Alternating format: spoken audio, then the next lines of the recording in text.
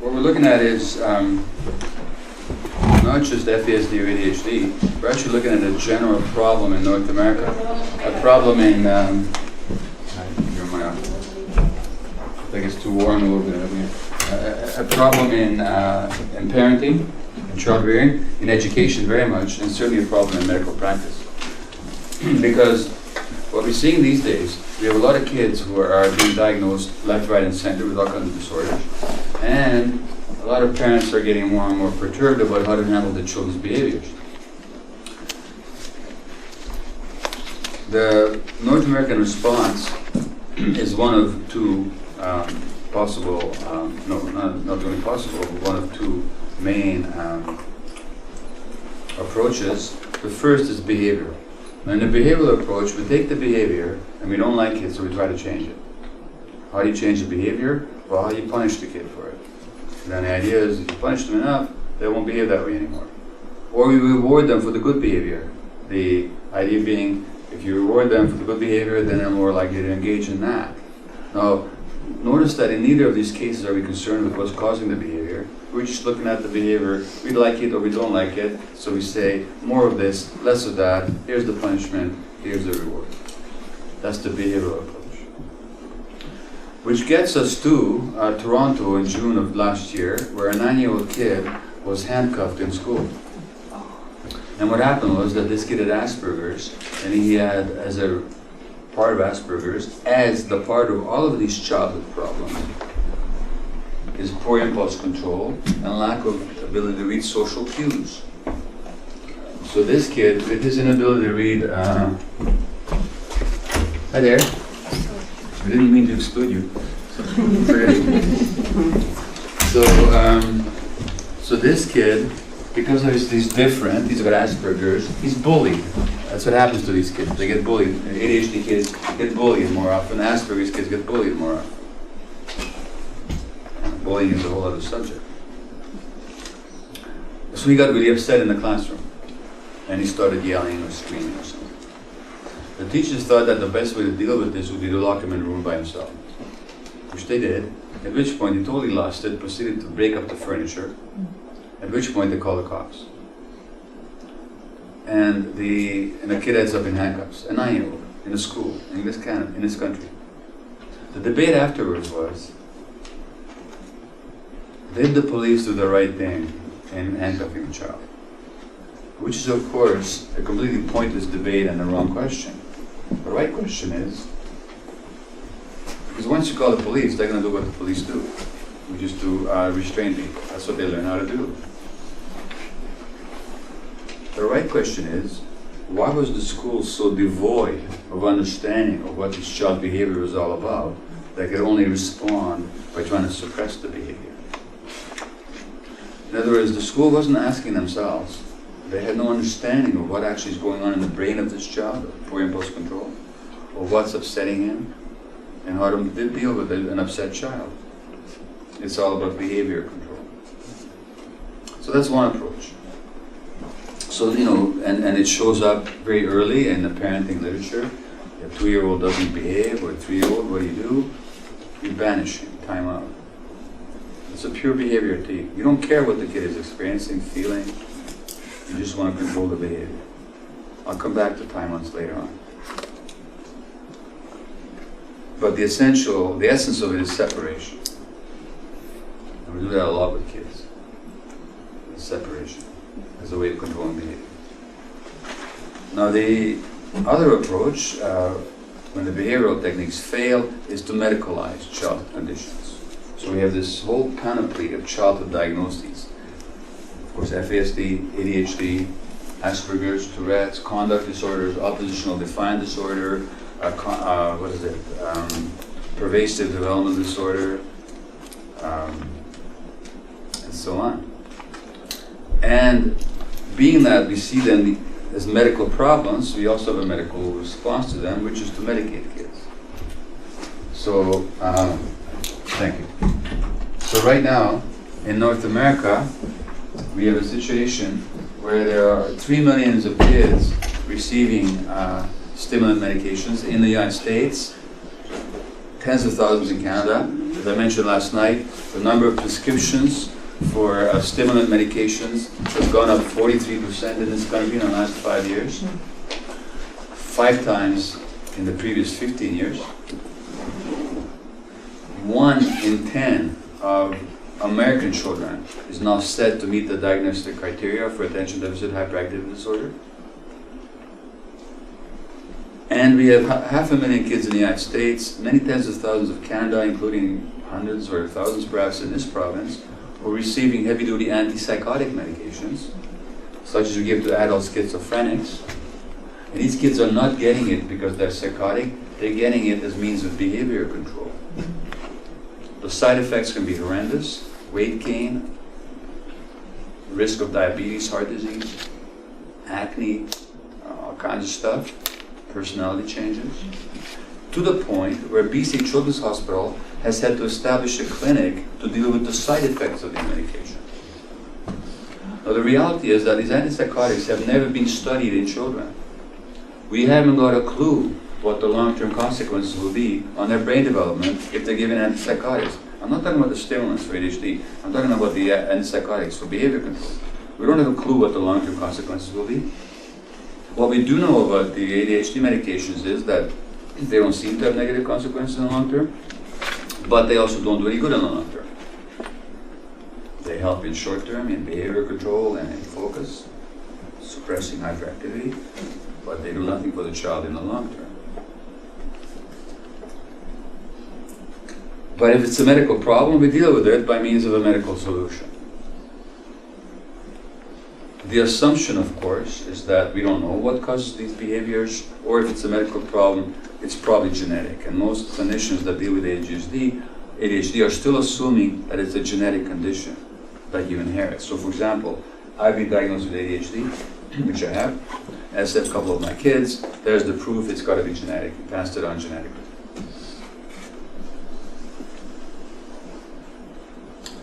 Now, of course, both of these approaches look only at surface manifestations. The behaviors are not diseases, they're manifestations of an underlying problem. When you diagnose a kid with ADHD or Asperger's or Tourette's, you haven't explained anything. You've described something. You've described a set of behaviors or personality patterns that you can fit into a category. But it's not an explanation. You haven't said a thing as to why the kid's got the condition. You just described it. Now that may be helpful, so that you have a general approach to the child. You know, you can describe the child and understand the pattern of his behaviors as, you know, belonging together into a spectrum or into some kind of a syndrome, but you have not explained it. And therefore, to try and change behaviors or to simply hand out medications is to fiddle with effects, but not to in any way have an impact on causes. So my intention here is to give you a perspective that encourages us and even allows us to deal with causes, not just the original cause of the child's condition, but the causes right now in his or her present situation. And as those of you that heard me speak this morning or last night, that perspective is called the biopsychosocial perspective, which says that the biology of the child's brain and body is reflective of and is shaped by the emotional and psychological environment. So I'm not saying that there isn't a biological problem here. Sure there is. If you do a study, for example, in Alberta, they looked at electroencephalograms, EEGs, which is a printout of the electrical activity of the child's brain, of adolescent males with ADHD. And they found that at rest, in a normal state, you compare the EEGs to kids without ADHD, there's no difference.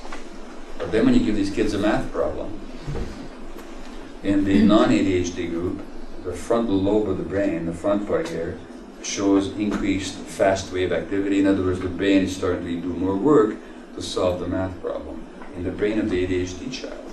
you have diminished activity. So instead of speeding up, the brain actually slows down. That's a biological effect. But the question is, what's causing it? Just because it's biological doesn't make it genetic. So it's not an issue, is it biological or not? The issue is what creates and influences the biology. And what I'm saying to you is that what creates and influences the biology is actually the environment. Now, let me go back to my own personal history a bit. So I was diagnosed with ADHD when I was 52 years old, and I was the medical coordinator of the palliative care unit at Vancouver Hospital.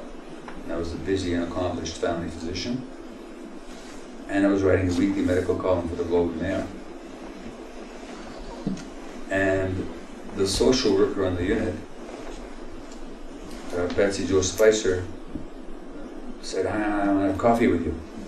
I said, okay, coffee. So we had coffee, and 3 minutes of the conversation, I got why it was with me that she wanted to have coffee. It was because she recognized me as part of her tribe. In other words, everything she said about herself, I recognized in myself. So I'll read you something about that from my book on ADHD, Scattered Minds. To dip my toe in was to know that unawares I had been immersed in it all my life, up to my neck. This realization may be called the stage of Adhd epiphany, the Annunciation, characterized by insight, elation, enthusiasm, and hope. It seemed to me that I had found the passage to those dark recesses of my mind from which chaos issues without warning, hurling thoughts, plans, emotions, and intentions in all directions.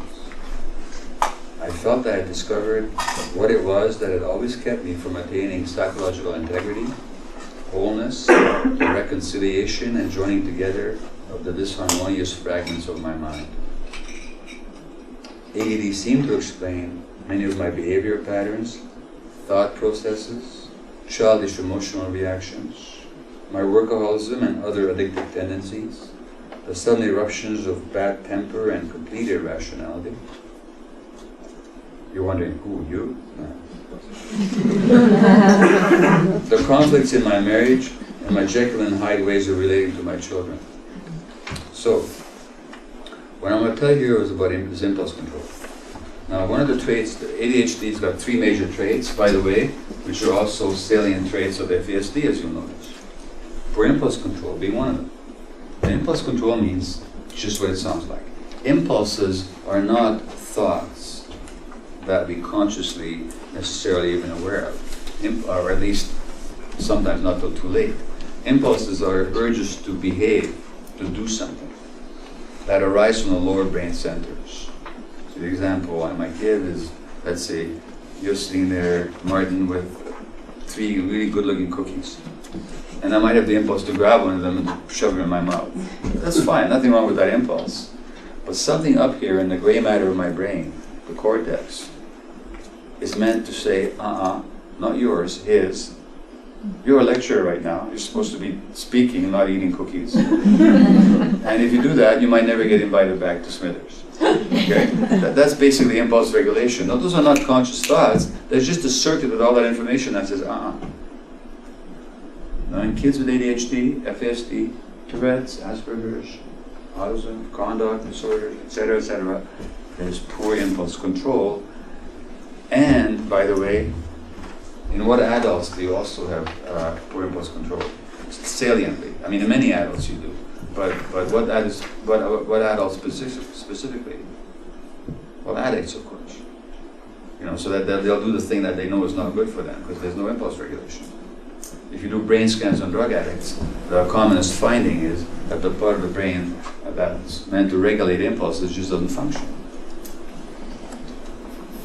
Which is why these childhood conditions of poor self-regulation and impulse control are such risk factors for addiction later on. ADHD is a significant risk factor for addiction in an adult. For that reason and for other reasons as well. So is Fasd, of course. Now, poor impulse control. That's one of the traits of ADHD. So let me tell you what I did. And I have to preface this by telling you that as a physician, I was never one to be too quick with the prescription pad. I was always much more interested in, thinking or talking a problem through and dealing with it rather than quickly reaching for the pharmacological response. Except when it came to myself. With an impatience and lack of judgment characteristic of ADD, I had already begun to self-medicate even before the formal diagnosis. A sense of urgency typifies attention deficit disorder, a desperation to have immediately whatever it is that one may desire at the moment, be it an object, an activity, or a relationship. And there was something else here too, well expressed by a woman who some months later came for help. It would be nice to get a break from myself, at least for a little while, she said, a sentiment I fully understood. One longs to escape the fatiguing, ever-spinning, ever-churning mind. I took Ritalin in a higher than recommended initial dose on the very day I first heard about attention deficit disorder. As a doctor, you can do this. I went to my friend Bev, with palliative care. Bev, I think I got ADD, can you give me some Ritalin? Oh sure, how much do you want? Professional secret. Within minutes I felt euphoric and present, experienced myself as full of insight and love. My wife thought I was acting weird. You look stoned, was her immediate comment. Now within a few days, so what I'm demonstrating here is the lack of impulse control. Within a few days, I was very focused. I became very depressed on the Ritalin. That's one of the side effects. Not for everybody, but for me, that's one of the side effects. So I got off that, went to see a psychiatrist, was diagnosed. And I was given another stimulant, which helped me. In some ways, and in other ways it created some problems. Now, the other two traits of ADD are, besides poor impulse control, are hyperactivity. So that's when you got the H in there, hyperactivity. So that, that's why I like to have a lapel mic and walk around rather than in front of a stationary mic. And so doodling and fidgeting and restlessness, difficulty sitting still, that's all a trait of ADHD. And then the third characteristic is poor attention skills, difficulty focusing, staying on task when you're not interested in something. So a kid with ADHD can sit there for a whole 5 hours or 8 hours in front of a video game. Doesn't mean they got no ADHD, it just means that they're tuned up with the TV set. So if you're not interested, you can't pay attention. So you're absent-minded, you're talking to somebody and you notice that they're just somewhere else. In a lecture, you might wander a lot. Listen to a piece of music, you might not be able to stay on the music. You start to do something, your attention wanders, you don't complete the first activity and you go on to the next. And this is what these kids are like. So they start doing homework and 3 minutes later, their attention is somewhere else. So these are the traits. But the question is, and I'm already seeing the nods of self-recognition in the room. Now the question is, what is this all about? Well, what I didn't buy into right from the beginning, even though I didn't really know the answer as to what this is all about, one thing I didn't buy into right from the beginning is that this is some kind of a genetic disorder. And the reason I didn't buy into the genetic disorder hypothesis, despite the fact that I had it, and I soon recognized that 2 of my kids did, is something that was just written up, if I can find it. In fact, here it is. In this month's edition of Pediatrics, which is the official journal of the American Pediatrics Academy. And it's called an integrated scientific framework for child survival in early childhood development. Everything I've been saying for the last 12 years is in this article. Not that I've made it all up, I'm just saying that I've been saying these things because that's how I see it. But the research has been there, but now it's not even controversial anymore. Not controversial, but that doesn't mean that most doctors know about it. They don't. The perspective I'm giving you now is completely foreign to the medical profession. Most of them. So if you ever go to Children's Hospital in Vancouver, you'll never hear this stuff. And that's a whole other question as to why not. But here's what the article says. Growing scientific evidence demonstrates that the social and physical environments that threaten human development can lead to, just listen to this, can lead to short-term physiologic and psychological adjustments that are necessary for immediate survival and adaptation, but which may come at a significant cost to long-term outcomes in learning, behavior, health, and longevity. They're saying that temporary adaptive survival techniques or survival modalities that help the child navigate difficulties at a certain point, if they become embedded in the child, ingrained in the child, they lead to difficulties later. That's what tuning out is. Now, let me give you an example. See, tuning out is nothing genetic, it's not a genetic disease, it's just a survival thing. Let's say that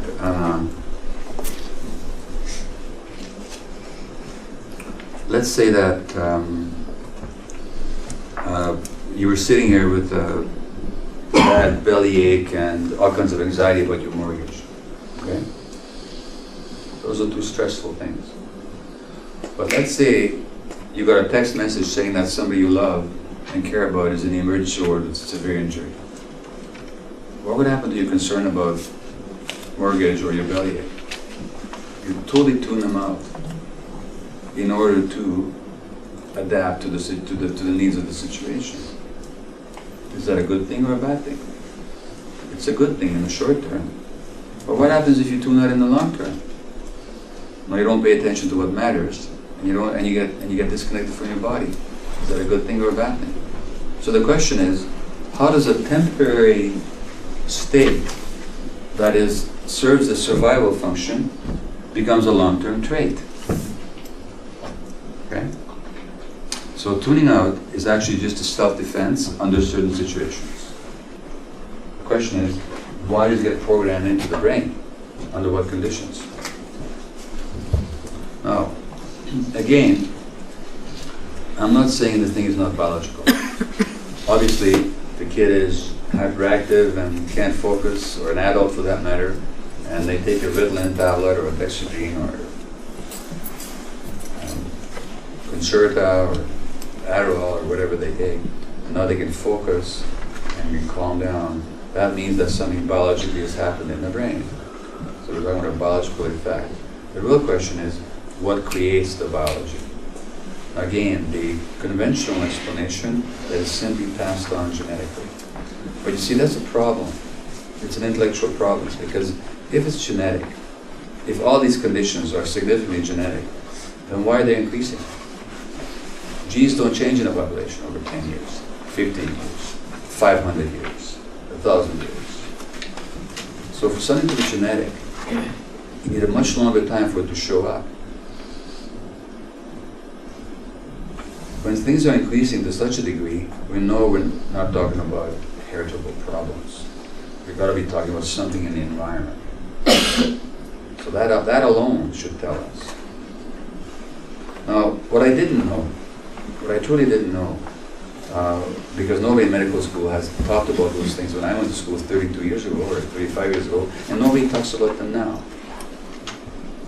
is that the human brain develops actually an interaction with the environment. That's not controversial. That's just state-of-the-art brain science.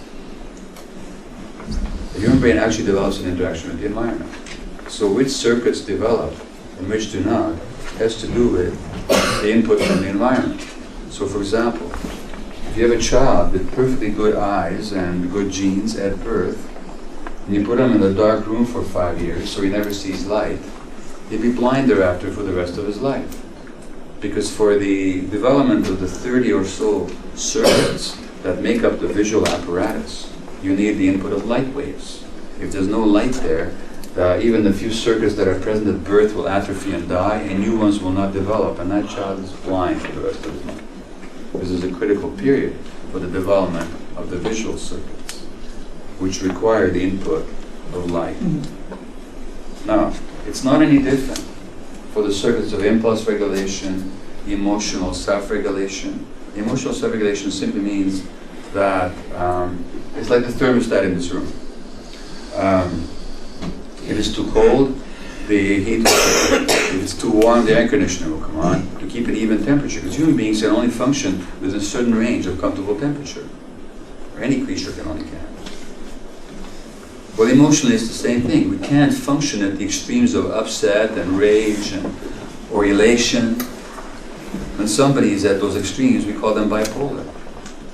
You can't function at those extremes of elation or depression.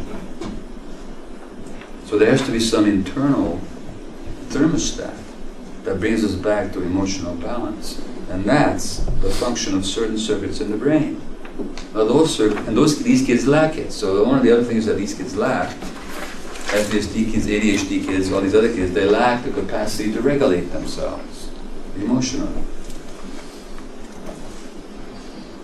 And a lot of us as adults do as well.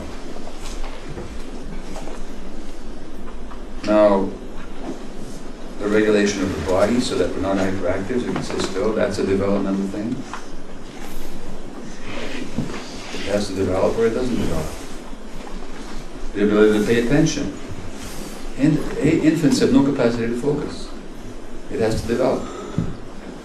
The infant's eyes are. So their capacity to focus is a developmental task, it's a developmental achievement.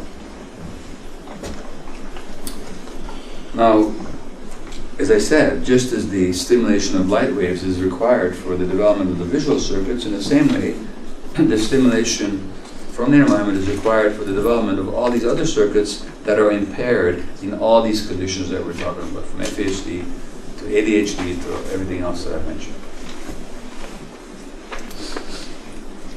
And that's because most of human brain development occurs after birth. So if you compare this to a horse can run on the first day of life. Human beings can't muster that much coordination, balance, visual acuity until a year and a half, 2 years. And that means that the horse, at the moment of birth, is 18 to 24 months ahead of us in terms of brain development. Now, why is that, by the way? Like, why are we so behind the horse? It has to do with evolutionary logic, because, of course, what gave impetus to the development of the brain was the use of the forepaws as hands and the digits as fingers. So as we start to do this and hold objects and use tools, our brain gets larger and larger to plan and control all that stuff. So our brains are getting larger in the front part of the head here. And at the same time, to make full use of our capacity to use the hand, we begin walking on two legs. Now to walk on two legs, the pelvis has to get narrower, because you can't walk on two legs with the pelvis of a horse. So we get a narrower pelvis, a larger head. What's the punchline? The punchline is, if you're given birth, is that you got to be born at 9 months, because if you waited till 11 months, you wouldn't be, because the head would be too big. Already at 9 months, the human head is the largest part of the body, and it's the one most likely to get stuck in the birth canal. It barely makes it out, If it was much larger, we wouldn't be born. So we have to be born prematurely. That means our brain development has to occur on the outside, where we no longer necessarily have the relative safety of the womb. Now I say relative safety because already what happens in uterus to pregnant women has an impact on the developing child. So that stress on mothers during pregnancy will lead to behavioral problems in the child at age 3 or 4. That's been shown in recent studies. Women who were abused in pregnancy, in a British study, they had higher levels of the stress hormone cortisol in their placenta at birth, and their children were more likely to have ADHD at age 7 or 8. In other words, the stress on the pregnant woman already, and I could quote you lots of studies, there's a whole new science about this now, and societies and publications are dedicated to nothing but study the impact of pregnancy and stress on pregnancy on the developing child. And I'm talking about still in the relative safety of the uterus. Now what happens on the outside? What happens on the outside is that the brain is shaped by the interactions with the parent caregivers. And I read you a quote from Dr. Daniel Siegel, who's one of the leading researchers in this field, a psychiatrist at UCLA, and he says, for the infant and young child, attachment relationships are the major environmental factors that shape the development of the brain during its period of maximal growth. Attachment establishes an interpersonal relationship that helps the immature brain use the mature functions of the parent's brain to organize its own processes. So for the child to develop self-regulation, they have to connect with the parent who's also self-regulated. But what happens when the parent is depressed or stressed or alcoholic or otherwise not functioning in a self-regulated fashion? The child's brain doesn't get the input for self-regulation. Because the necessary condition for the development of these key brain circuits, just as for vision you need the presence of light waves, for these crucial circuits you need the presence of non-stressed, non-depressed, emotionally available, consistently available, attuned parenting caregivers. Non-stressed, non-depressed, emotionally available, consistently available, attuned parenting caregivers. Absent that, the child's brain circuits don't develop the way they should. At the University of Washington in Seattle, they've done EEGs, electroencephalograms, on the infants of mothers who had postpartum depression. Now, EEGs are the electrical printout of the activity of the brain, as I just told you. And they compared the EEGs of these 6-month-olds whose mothers were depressed with infants whose mothers were not depressed. And you know what? You could tell from the EEG of the child whose mother was depressed and who wasn't. In other words, the electrical activity of the child's brain reflected the moods of the parent. Now, I'll have to pause here for a moment and ask, are we blaming mothers? Or we're not. Does any woman get depressed on purpose? Does any woman choose to be depressed to screw up her child? No. Depression is what happens to people under certain conditions. My wife had a postpartum depression with our daughter, who's now 23, and she's got ADHD. The postpartum depression in the mother is a major risk factor for ADHD in the child. If you do, if the mom is depressed in the child's first year of life, that child will have abnormal stress hormone levels in the third year of life. In other words, the mother's depression in the first year affects the brain functioning much later on. Why did my wife have a postpartum depression? It's very simple. Because she was married to an ADHD workaholic physician with full self-regulation. Very stressful. And no emotional support. I was too busy out there being an important doctor in the world to be present for my own family. So she gets depressed, and then our daughter doesn't get the right input that she needs. And now she's got ADHD. So I passed it on all right, but I didn't pass it on genetically. I passed it on because the conditions in our home were such that healthy development could not take place. And when we give Ritalin to kids or to adults, we're elevating the level of a chemical in the brain called dopamine. Dopamine is the essential chemical for incentive and motivation. When you don't have it, you have no motivation. You can measure the brain dopamine levels of infant monkeys, and they're normal. And then you separate them from their mothers, and within 4 or 5 days, their dopamine levels are diminished. So the presence of the mother is required to maintain the chemistry of the child's brain. Now, the mother, or the mothering figure, whether it's the grandfather or whoever's taking care of the child, can be absent in 2 ways. You can be absent physically, or you can be absent emotionally. And the psychologist Alan Shore calls that proximal separation. Proximal separation is when the parent is physically there but emotionally absent. So I could give myself as an example of that. I was quite capable of reading my children a story and have my mind somewhere else at the same time. So I'd be reading the story, but if they asked me a question, I couldn't answer it because my mind wasn't on the story. Now, what do you suppose the child makes of that? How does the child interpret that? What's that? You don't want to be there. They don't want to be there. that are not available to them. They're not worthwhile. It's the only way the child can interpret it. That's what's called proximal separation. And proximal separation, given the stresses on parents these days, is a major problem in parenting. And because, as a recent study showed, when parents are stressed, they can't be attuned, connected with their kids emotionally. And the child experience them as absent. It's very confusing for the kids, by the way. Because when you try and ask them, well, my parents were always there. But nobody remembers their parents' emotional absence, because you can't remember what didn't happen. Two things, as the British psychiatrist Adhd Winnicott said, there's two things that can go wrong in childhood. Two things that can go amiss. One, if things happen that shouldn't happen, and that's the abuse and the neglect and the sexual exploitation or whatever, that's what happened that shouldn't have happened. But the other thing that can go wrong is when things don't happen that should happen. It's easy to study the factors that shouldn't have happened but did.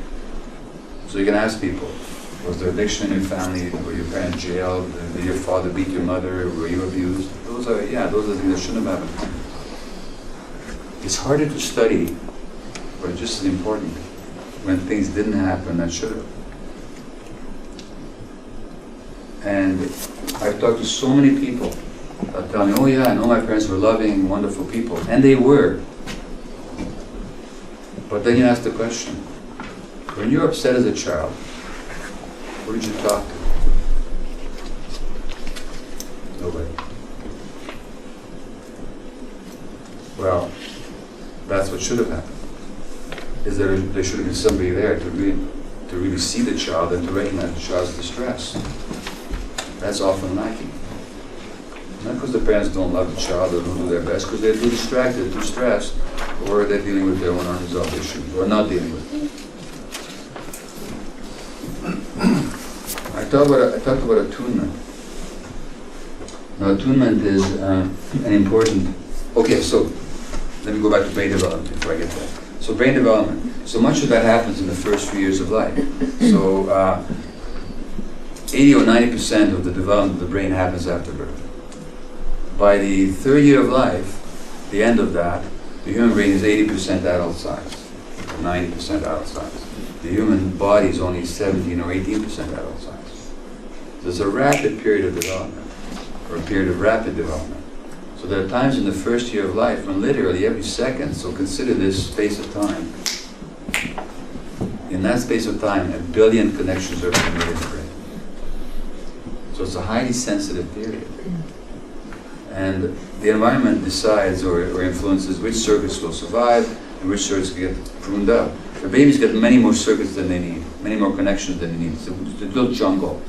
If you looked at an EEG of an infant, and you didn't know it was an infant, you thought it was an adult, you would be looking at a dying person. And the brain gets totally disorganized. That's what the baby's brain is like. Except, due to the influence of the environment, all that disorganization turns into organization, and the circuits that are not needed get pruned out. That's called synaptic pruning. And the ones that need to be there get wired in and strengthened and connected and reconnected and developed into systems and circuits and so on. But all that depends and depends upon the right environment. Now think about tuning up. So let me answer this question. If I were to stress one of you right now, be inappropriate, physically or emotionally intrusive or aggressive, what would be your options? Well, your options would be any one of three healthy options. You could simply stand up and say, don't do that. You can just stand up and fight back and assert yourself, right? Could you not?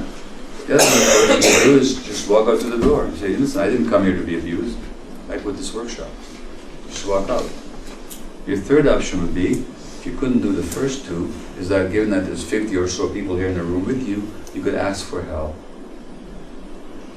Or what now, if you couldn't escape, fight back, or ask for help?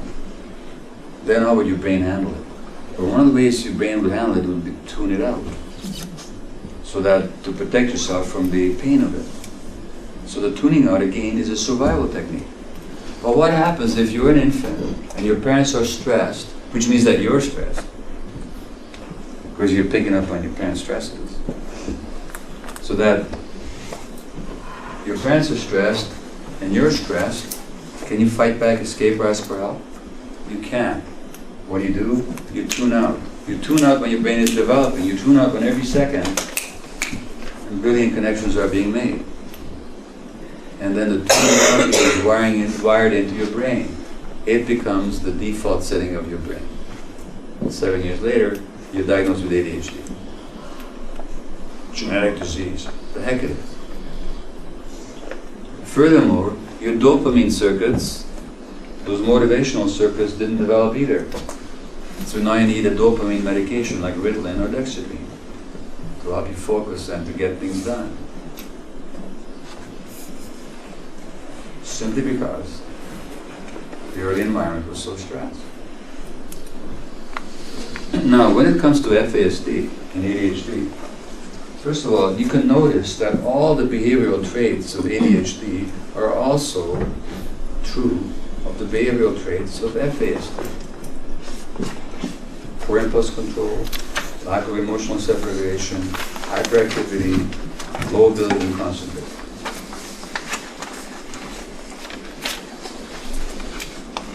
Now, alcohol, of course, and this is an expansion of what I said last night. Alcohol, of course, is a toxin. It affects the brain, as you've been hearing all day, I'm sure. And when it's present in large quantities, it'll have drastic effects on the physiology of the child. Heart abnormalities, facial abnormalities, brain abnormalities that you can see on brain scans, and so on. But in a lot of kids affected by the spectrum, you don't see these traits at all. You just see the behaviors and the emotional dysfunction. I think it's a mistake to assume that it's all because of the alcohol. Because, everything I've said about the parents of the child with ADHD is also true of the parents of the child with Fasd.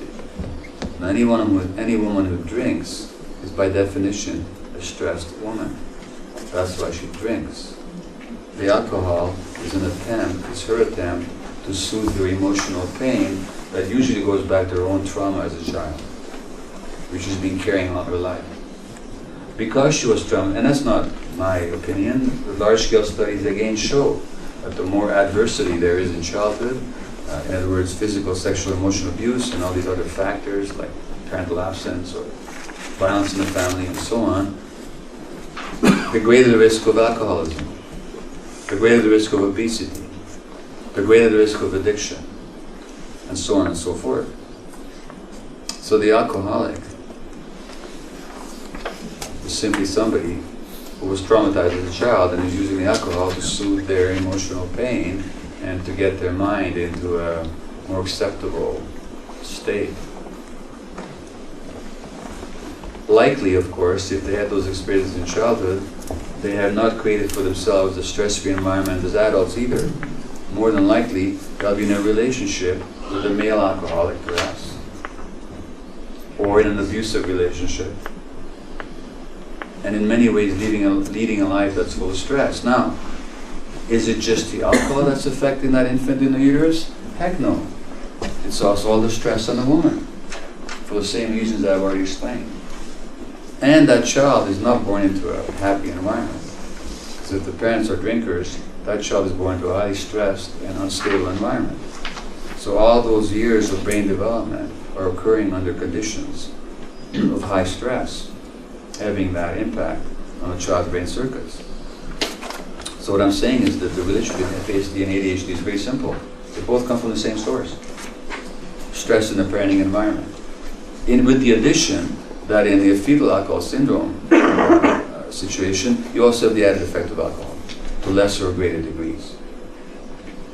But the significant difference is between perspectives is that if we recognize that a lot of it has to do with stress and its biological effects, then we also know that the brain can undergo new development even later on in life. And that is what is called neuroplasticity. Neuroplasticity, the capacity of the brain to develop new circuits later on in life, given the right conditions. So I mentioned last night the studies done in Berkeley with rats, where they took rats with at different ages, young, adult, newborns, and they even took some old ones. They even took some rats at birth and deliberately brain damaged them. And then they exposed these animals to different levels of environmental stimulation. And 2 months later, at any age, at any stage, and even the deliberately brain damaged rats, if they're exposed to more nourishing environmental stimulation, social stimulation, they were better able to find their way out of a maze, they were smarter.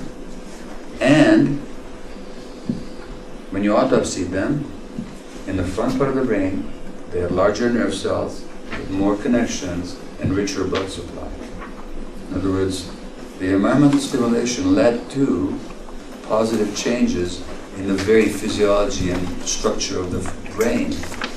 This is true of the old rats, this is true of the deliberately brain damaged rats. Which is to say that the key to working with these kids is the environment. And what is the key environmental factor? It's what was missing in the first place. Unconditional, non-stressed, attuned interaction with caregiving adults. Now let me tell you about attunement. Because attunement is what was missing for these kids. And it was missing because the parents were too distracted or stressed. Attunement is being on the same wavelength. Being in tune with. Being in tune. Emotional. So attunement is when you're in a certain emotional state and somebody who's attuned to you will get it and share it and reflect that back to you. So this is something that with babies we do instinctively. It's no big deal. It's not a big technique. It's simply something we do instinctively as human beings, as long as we're present. So with a baby who's upset, a 3-month-old who's crying, we will attune. We will not do what we'll do with each other or with an older child. We will not say something stupid like, get over it, it can't be that bad. We will not say, hey, 3-month-old, think of the starving millions in the third world. What are you whining about? The diaper's wet. So what? We're not going to do that. We're going to pick them up and we're going to go, oh. And what our facial and tone, facial expression and tone of voice and body language is conveying is, hey kid, you're sad. I get that you're sad, and I'm sad that you're sad. And then the kid can, hey. That's how the functions of the adult brain regulates the brain of the child through attunement. So these kids need a lot of attunement. Now, imagine what it's like for you. You're sitting there upset, and somebody slaps your shoulder and says, cheer up, it can't be that bad. I mean, even as adults, we get infuriated. But kids need attunement much more because they're much more dependent on their relationship, and particularly these kids do, because they've never had it. So there was a study done with mothers and children, small children, put into separate rooms, but broadcast to one another by means of closed-circuit television. So the mother would see the child on the screen, and the child would see the mother on the screen. And the child would wave, and the mother would wave back, and the child would wrinkle up her nose, make a funny face, and the mother would copy her. And everybody's very happy until they turn off the live feed and they replay for the child a video of the mother that was just made. She's still smiling, loving gestures, friendly, intimate expressions, being playful and funny, but the child gets upset very quickly. And why do you suppose? Because the mother is no longer responsive. It doesn't matter that the mother is loving and friendly. What matters is that the child is not responding to the parent, the mother is not responding to the child. So These kids need a lot of attunement emotionally. To go back to that situation in Toronto, the human brain or the human nervous system has three responses to challenge. One of them is the primitive reptilian response, which is embedded in the lower part of the brain, which is to freeze. That's called immobilization. It involves physical stillness so that you won't be noticed, and dissociation. So that a mouse, when caught by a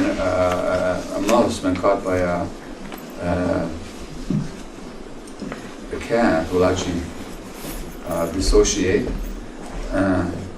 Sure, I didn't open the door so people could leave my lecture. So, a mouse, when caught by a cat, will actually dissociate, and then it's not so bad to be eaten. That's called immobilization. That's the primitive reptilian response, but it's in our brains. The second level of response is mobilization, where you a lot of adrenaline, and the heart rate goes up, and you're going to fight or escape. That's the sympathetic nervous system, mammalian flight or fight response. Those are defensive states. There's no learning that happens in those states. Well, these kids, because they were traumatized early or they were just stressed early, from uterus onwards, are in constant defensive mode. They're constantly in defensive mode. They're either in immobilization mode or they're in hypermobilization mode when they can't learn. So they don't learn from anything that happens. They keep doing the same thing over and over and over again. They can't help it because there's no learning in those defensive states. Learning only happens in a state called social engagement. Social engagement involves different nerves, different facial muscles, different neck muscles. That's when you look at somebody, you look them in the eye, and you listen to their voice, and you interact. In that social engagement mode, learning can take place. But these kids have to be got to that state. So for that, they need a lot of safety.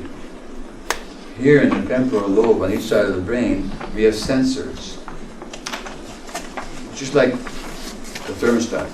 Basically, these sensors read the safety of the situation. We're constantly assessing safety.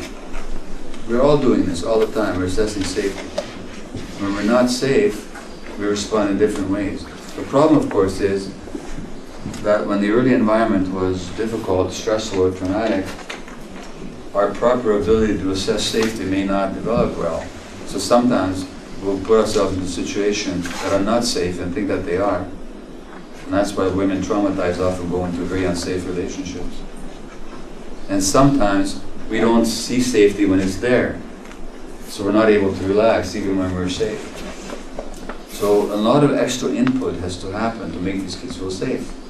And that's why their attunement is so important. Without that attunement, their brain never relaxes. It's always in defensive mode. When it's in defensive mode, it can't learn.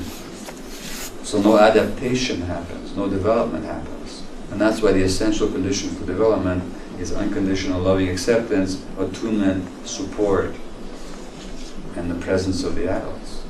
Not all the techniques that we use. There's nothing wrong with the techniques. But as the spiritual teacher Krishnamurti wrote, and whose quote I used in the beginning of two of my books, he says, action is meaning only in relationship, and without understanding relationship, action on any level will only breed conflict. The understanding of relationship is infinitely more important than the search for any plan of action. The understanding of relationship is infinitely more important than the search for any plan of action. So let me give you an example. These kids are often very oppositional. They resist, right? We even diagnose them with oppositional defiant disorder. Now here's the thing about oppositionality. Would you mind putting your hand up for me, please? So what are you doing when I push on you? I push back. And the harder I push?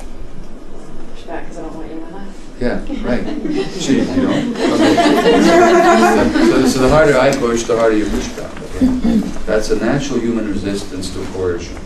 There's a natural human resistance to coercion, physical or emotional. My friend Gordon Ufeld calls that counterwill. Okay, nothing wrong with it.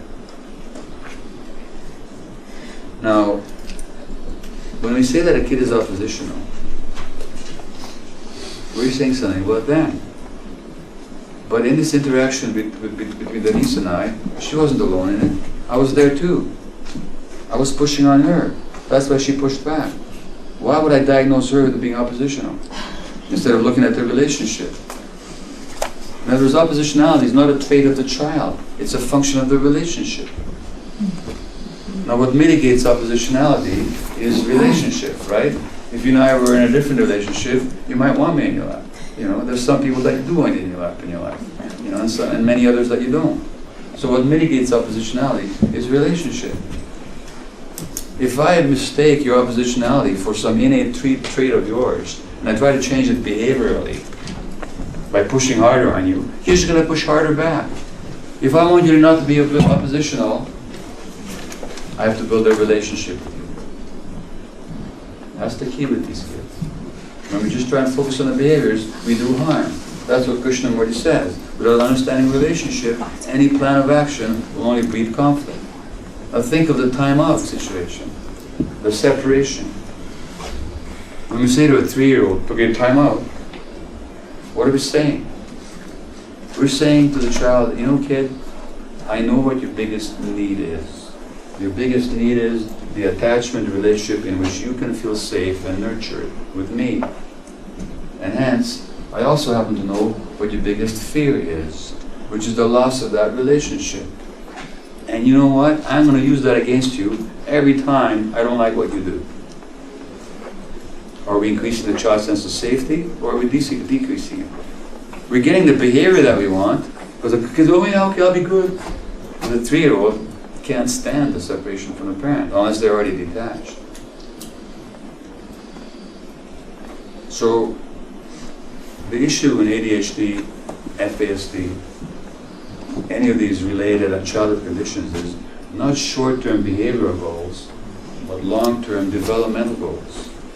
If we understand that we're not talking about a disease here, but we're talking about a problem of development, then the question we'll be asking at every turn is not what will promote good behavior in the second, but what will promote healthy development in the long term. And the things that we do to get the healthy or the desired behavior in the short term very often completely undermine the long-term behavior, developmental goal. And unfortunately, medical schools don't teach this. The faculties of education, I'm sure, don't teach it. They sure didn't when I went to educational school and when I was a teacher for a year. And I don't think they do now. And they don't teach it in schools of psychology either, which means we're constantly misreading kids. We're not seeing what matters. We're not looking at their emotional experience. I'm going to stop here for a moment. Just got to stop talking steadily. At what time is the session finished? 4:30. 4:30. Okay. Let me stop here for questions now then. Any comments or questions on that stuff? Yeah. Well, you made this point numerous times over yesterday and today about the fact that medical community, education community, and hermetic, in some cases our parenting and I guess our political system is such that these things aren't being taught. Now you talked about research being in place that has established that these cases, this stuff exists. Yeah. Why the disconnect? Why the disconnect? How do we make that connection? Yeah, well, the good news is that this information is getting out more and more now. At least now we have this article in this month's journal, Pediatrics Journal. Now, let me tell you, it's going to get ignored by a lot of people. I was speaking in Calgary at the Calgary Children's Hospital, I think probably 2 weeks ago today, and this article had just come out, and I was talking to the doctors there, and I was saying all this stuff, and I said, look, here it is, right here. And I was very pleased because it was right there, in their journal. This response I got, and I said pretty much what I told you today. So blank. It was blank. They didn't know what to do with it. Part of the problem is that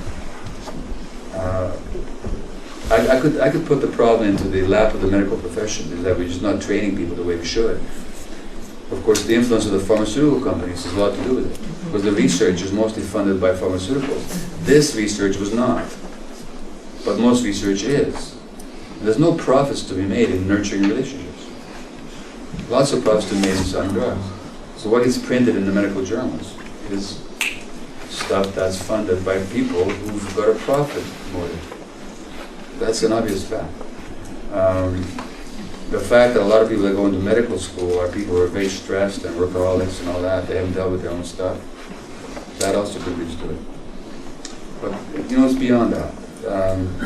We live in a culture that separates the mind from the body. And since you asked a political question, I'll give you a political answer. The essence of this society is the profit motive. For the sake of the profit motive, we have to treat people like commodities. So people are fundamentally wealth-producing or wealth-consuming creatures, but they don't have any other function. And in a situation, and the schools actually, the way we have them now, you know where they developed? They were developed in Prussia in the 19th century, where they were industrializing, and they needed a docile and obedient, but intelligent and educated working force. So they developed these schools, where kids sit the whole day and their hands behind their back, and they respect the teacher's authority and all that. Well, that wasn't designed with the needs of the child in mind. Who in their right mind would design a school system where kids have to sit in the desk the whole day? If you're talking about children's needs. In other words, the system's needs are what's being served very often. And even now in the school system, very often, it's not the fault of individual teachers. I know what dedicated teachers are. And I know what stuff they go through to teach the material to the kids. But the problem is that the schools are even now not designed for the kids that we have. They're designed for some ideal students who learn at the same rate, at the same time, at the same age, in the same way. No child was ever like that. And instead of saying, what the school system ought to be saying, is that if due to the stresses and pressures and distractions of modern society, we're producing a lot of these kids with these problems, we better fit the schools around the needs of these kids.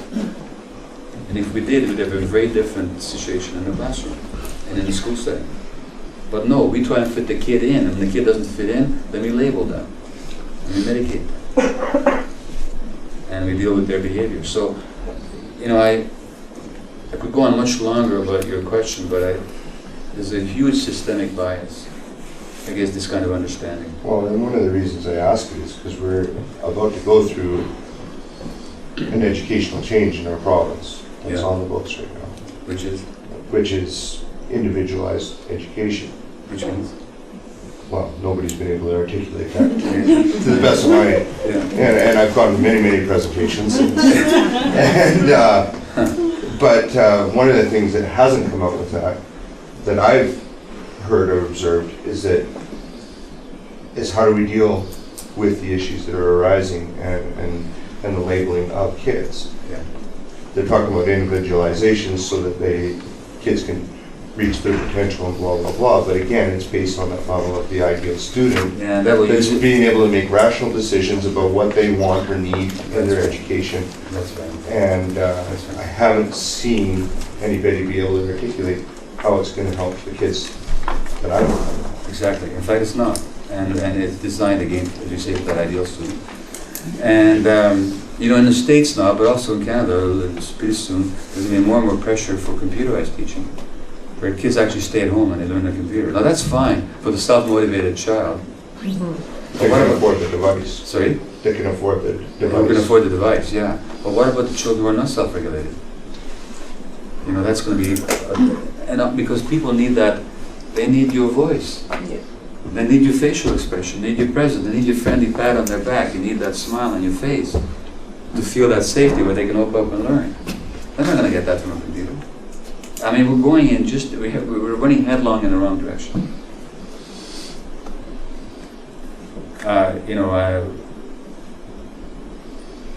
I should be given, I mean, look, it's not that I need more speaking engagements. I have trouble keeping up. But but I stress myself out working too much. But because I don't pay attention to my own teachings, I say no sometimes. But really, I should be speaking to the schools a lot more. And I am. And when I do, the response is always great. I mean, teachers have appreciated getting this stuff, you know. So I spoke with thousands of teachers. It's interesting, like in Alberta, I spoke to thousands of teachers. BC, maybe hundreds. I'm going to school in Surrey this Friday, but on the whole, Gordon and I should be in the schools much more. Because the schools are such important constituencies, where this information would actually make a difference. Anyway, other questions? Really? What about the idea that you, like, I mean, I understand working with people in schools and stuff, I think that everybody should really have this information.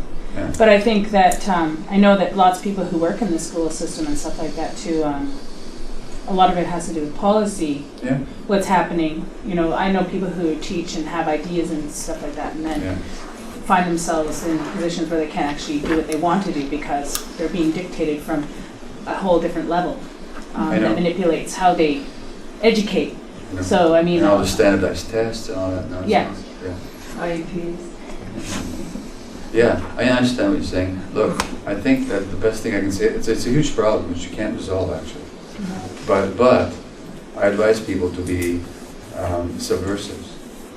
Yeah. Like, you know, Said we're not. in other words, you have to find ways as best you can to subvert the system. When I say subvert, I don't mean in a negative way.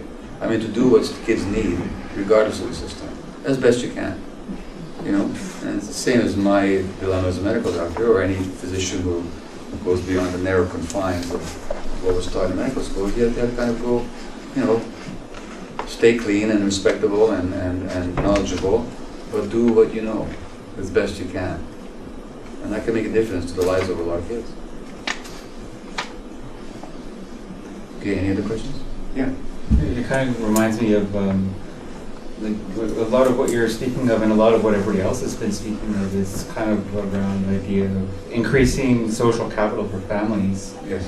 And yet a lot of us are in different programs and you know, like ministries will mandate parents to come to programs while their children are in school, elders are at home or wherever.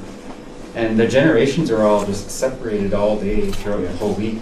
And nobody's working out of their needs and interests. They're, like you said, you're working based on societal demands. Yeah. And so schools are designed around that to produce. And so we would be so much more in a favorable position if parents of these children could work from their needs and interests rather than 9 to 5, always producing Monday to Friday.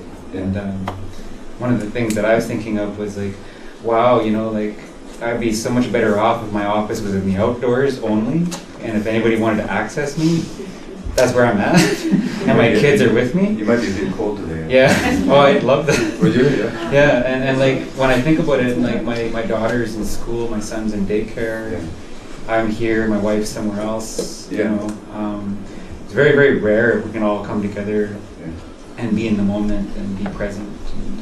And not only that, even then you'll be obliged to have play dates and sleepovers and take your kids to this activity and that activity, and yeah, but it's just how it is. It's, you know, it's really the challenge. And so the challenge, if I can put it very bluntly, is to maintain sanity in the face of an insane system. And even the phrase social capital is very revealing. Why do we call it capital as it goes money? I know. That's just using it as And I'm not criticizing you. Yeah. I'm saying that even our phraseology reflects the economic organization of which we live. It's like all those expectations that you can pile on each different generation diminishes how much time they spend with each other. And if they didn't have to do all those different things, the children's development and even the family's development could be more community-based, more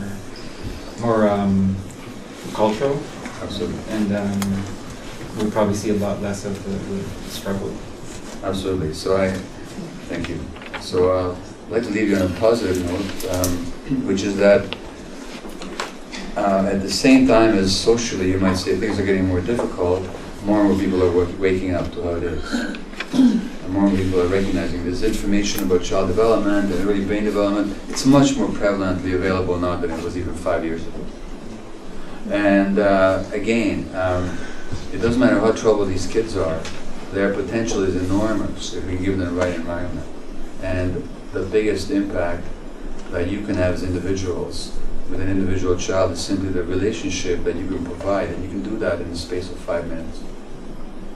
So that difficult as it is, and as challenging as it is, their potential for development and our capacity to support that development is really much greater than we sometimes imagine. And so, as the psychologist Marian Diamond, who did these rat experiments with these rats at different ages, she said